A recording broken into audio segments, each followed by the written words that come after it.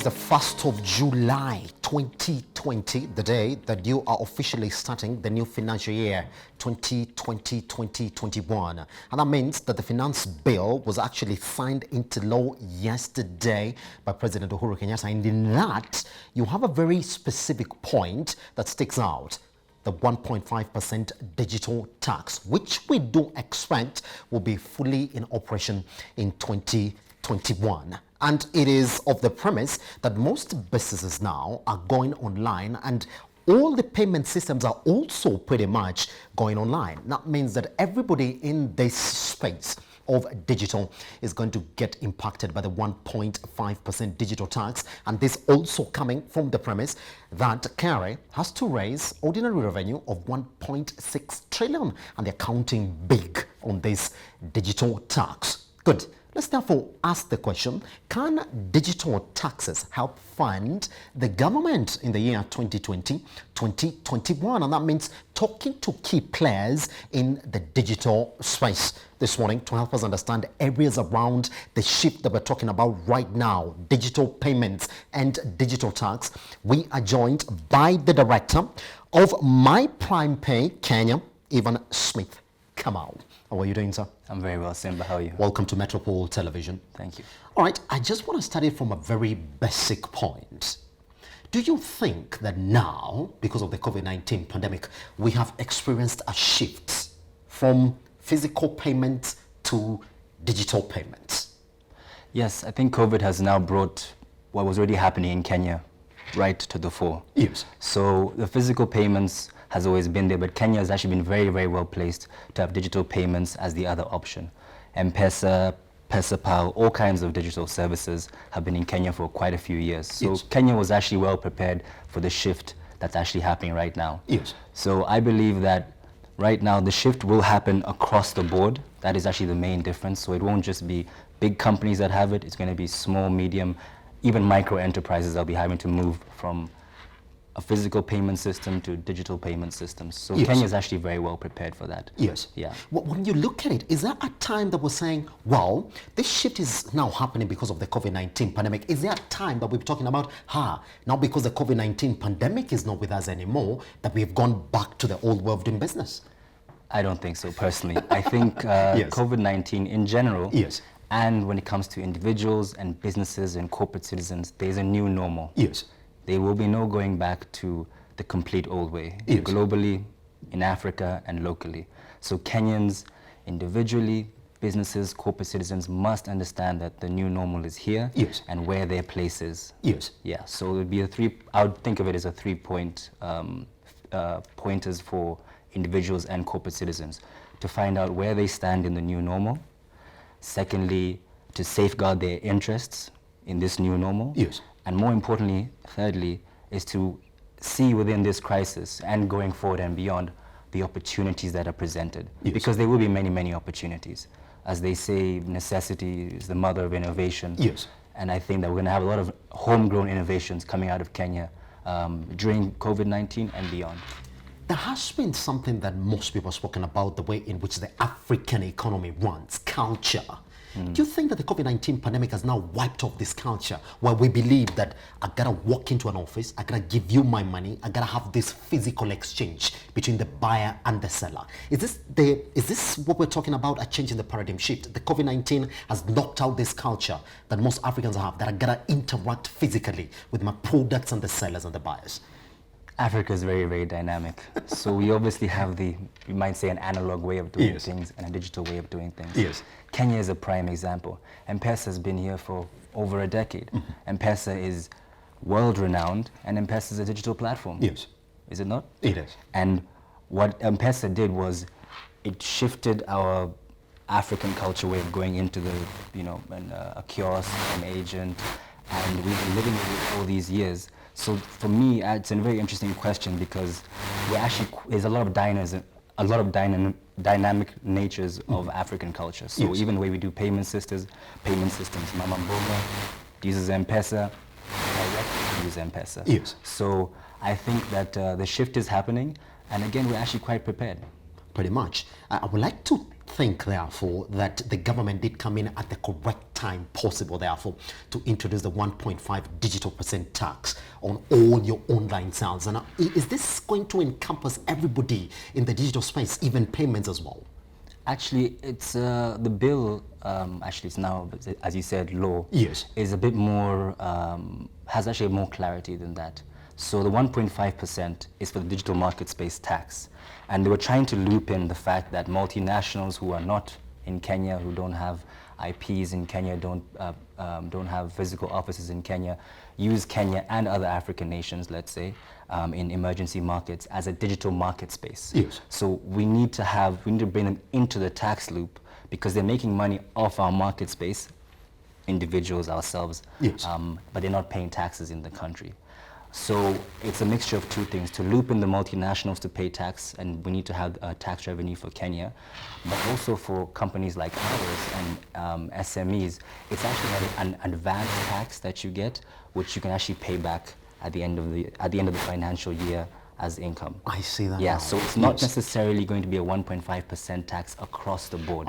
It's more nuanced bill than that. But I think what I hope doesn't happen is that that 1.5% is now pushed onto the consumer.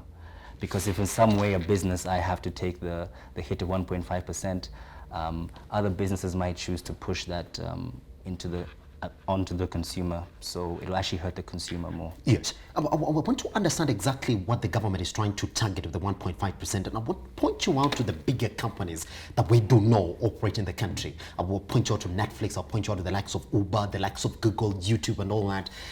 Is that going to be a retaliatory approach from these bigger companies? Because we do know, especially in Kenya, we are into trade deals also with bigger economies like the United States of America. You're quite aware that President Uhuru Kenyatta is trying to negotiate a deal for Kenya. Are they going to look at it and say, maybe not, we're not going to pay that? Well, it's happening all over the world. In the European Union, in India, yes. In other African countries. Countries are trying to understand, with the digital market space there and these huge companies making very, very significant profits, yes. how do they get to pay their fair share? In America, for instance, Amazon itself pays 0% in federal tax. So they're actually having that conversation as a country internally. For Kenya and U.S. trade relations, that's not my field, but do you think it's an area that they're going to look at and say, well, you're trying to negotiate for this, so can you find a balance therefore? Exactly. Finding a balance is the most important thing. Yes. And I think for American interest and Kenyan interest, corporate interests, there will be a balance that's found. 1.5%, I think, is fair. It's fair. For multinationals, isn't it? Yes. All right, let's talk about my prime pay, therefore, because I also like to think that you guys are also going to get affected by this.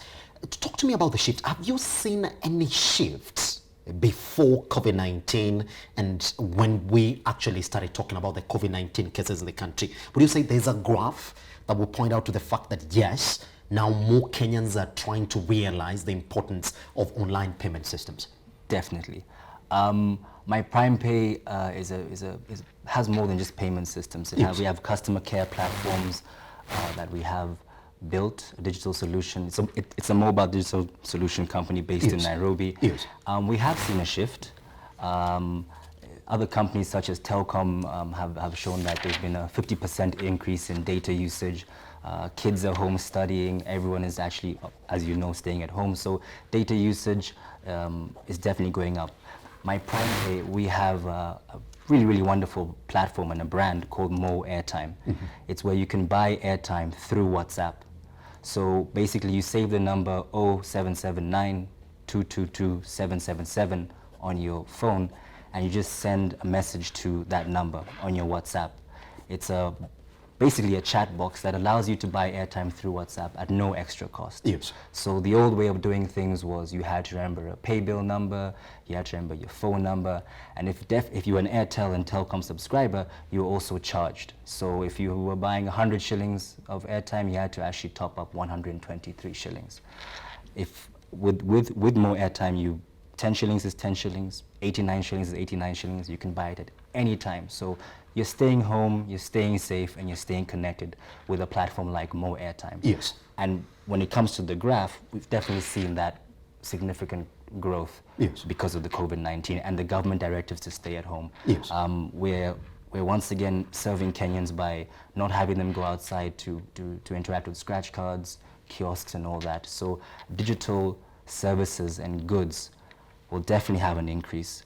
And one of our brands, Mo Airtime, definitely had an increase in Yes. I'm going to talk about the brands that you think have really had an impact during this COVID-19 pandemic, and what you think within your service bouquet is going to go beyond the COVID-19 pandemic. Would you like to talk to me about that?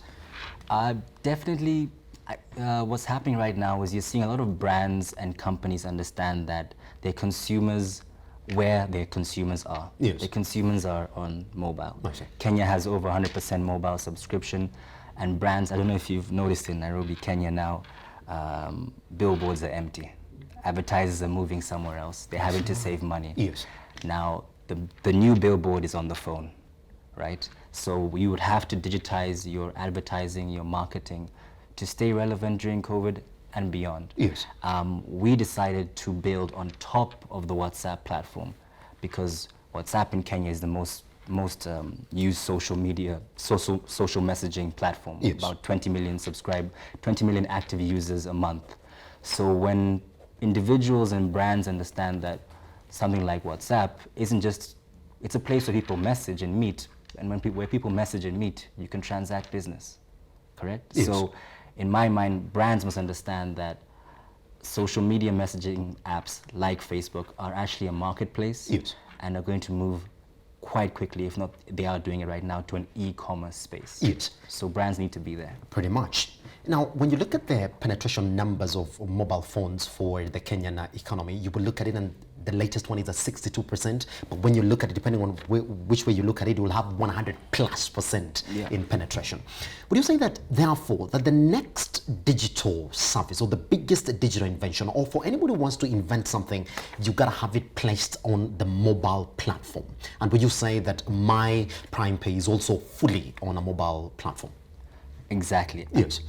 People, brands and companies need to understand the statistic that you just said, that's where the eyeballs are, that's where the consumer is. If you're not going to have a mobile application of any sort or a mobile service of Yes. any sort, you will fall way behind in the marketplace. And COVID, as I said earlier, has brought forward what I believe was going to be inevitable. Yes. So brands and companies have to be very, very agile and fast and effective and move into the mobile telephony space. Yes, Yeah. fantastic. So let's talk about My Prime Pay as well. Is there any innovation that you've come up with that is purely born out of the COVID-19 pandemic, that you saw this is the space we need to attack right now, and you went directly into that space? Nothing is born out of the COVID-19 pandemic, Yes. but the brand Mo Airtime we launched in December. We launched December 1st, and Yes. then the second launched January 23rd. Yes. So I mean, timing-wise, it was almost the same.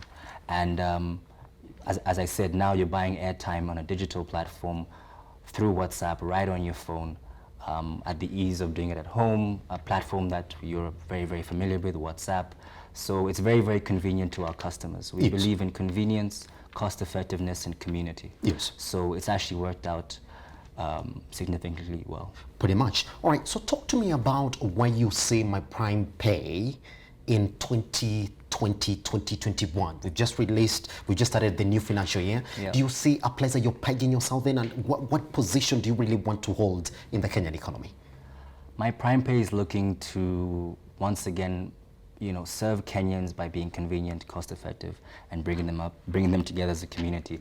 We will probably focus a lot more on our customer care platform Yes. with corporates, basically to be able to serve any kind of corporate and their clients by building a platform for them on top of the WhatsApp I see. platform, so that someone can do everything from the ease of their home. The beautiful thing about WhatsApp is that it's a rich messaging service platform, so you can share videos, PDFs. So you can imagine, for instance, if you have insurance, and right now your insurer sends you a link that says you can now do pretty much everything that you usually did at the branch now on It's your on your phone. WhatsApp, isn't it? And Yes. and it's completely automated. Yes. So you press 1 for premium payments, and it shoots you off to your M-Pesa wallet.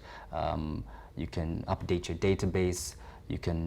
Corporates can do surveys to better Yes. understand their customers and clean up their databases. You can send letters for traveling. You can send PDFs. So it really, really is quite an interesting space to be in. I believe that WhatsApp as a social messaging platform, as it was in the past, brands will start to see it as a place where people conduct business. Pretty much. All right, so talk to me about this digital space. Would you say that it is an area where a startup could come in and flourish now, especially just because of the COVID-19 pandemic sort of shifting things pretty much online? I think with every business, it's not one size fits all. It's not always going to win. So for instance, in real estate, they say location, location, location. Yes. There are very, very many apps out there. Google says if your app is down from the Google Play Store, if your app has about 10,000 downloads, it's successful. Yes. And most apps don't have 10,000 downloads. So it's not going to be like I have a concept or an idea and it's going to work. As you know, SMEs in Kenya contribute about 70% of GDP and taxes to Kenya. Yes. But 75% of SMEs fail. 75% of SMEs don't meet their third anniversary. So most digital platforms are actually SMEs. So it doesn't mean that because you have a good idea or a proof of concept, it's going to work. It takes a lot more than that for it to become successful. Having the product, going to market strategy, cash flow, business, the business elements that are across the board, even with digital platforms, are going to have to be taken care of. So there's a lot of in-house work you have to do first. It's not just that you have a digital platform and it's going to work, but at the same time, people shouldn't be discouraged by what I just said. They should also, Yes. it's about solutions. Yes. Where there is a problem and there's a solution, it can be very, very successful. Pretty much. All right. Now, this is a conversation that everybody's talking about, that players in your section, I'm talking about the digital space, that you haven't felt the effects of the COVID-19 pandemic. Every time I have somebody from the digital space, I gotta ask them this question to confirm whether it's true or not. In what way whatsoever has the COVID-19 pandemic affected your business? The COVID-19 effect, I think in general, broadly Yes. speaking, a lot of digital companies will significantly increase revenue, possibly. They will reach out to more consumers and more corporate clients. COVID-19 affects us, I mean, on everyone's, it's on everyone's radar, but for Yes. digital platforms especially, it's going to make us have to be very, very agile about thinking about new ways to serve customers. I see. Because now they're all there. They're asking, how can it be easier for me to get this good or this product or this service? So it's going to speed up the game in the digital space and arena. Quite a few companies will do significantly better. I think for me, companies that are already in this space, it's not going to be a very, very big issue that COVID-19 is here for the long run. But I'm concerned about companies that aren't in the digital space and that need to pivot into it. I see. Because that's where we're going to have the loss of businesses. That's where we're going to have the loss of employment, which will affect us all at the end of the day. It can't just be one section of the economy growing during a crisis like this. Yes. That is unsustainable. Yes, but you're mentioning a very important point, that any company that now is not really sort of moved to the digital space, that you have a lot to lose. In Kenya, would you say that internet penetration also now sort of gives these companies a lifeline that, because we do know that not so much of internet penetration is happening in the country, that we can still survive in this brick and mortar space that we have been originally in?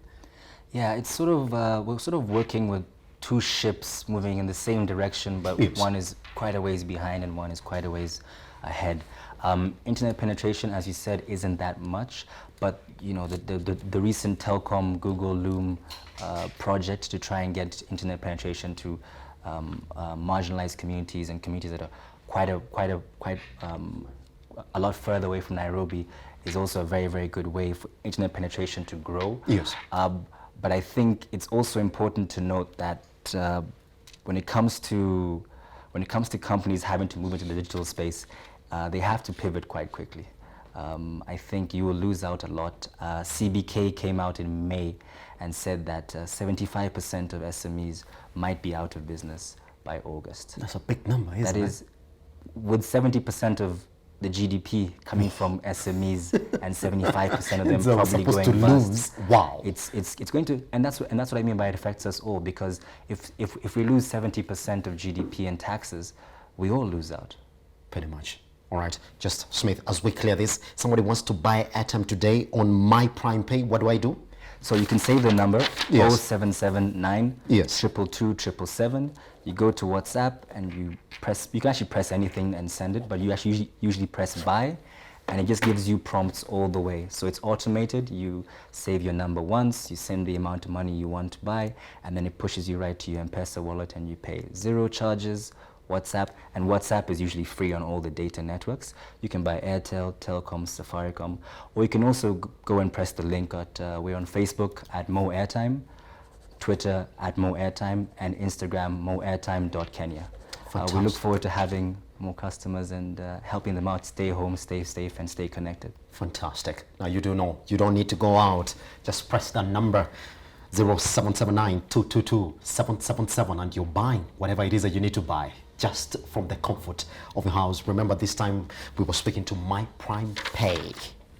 Smith was with us this morning, and that's exactly how we end Business AM.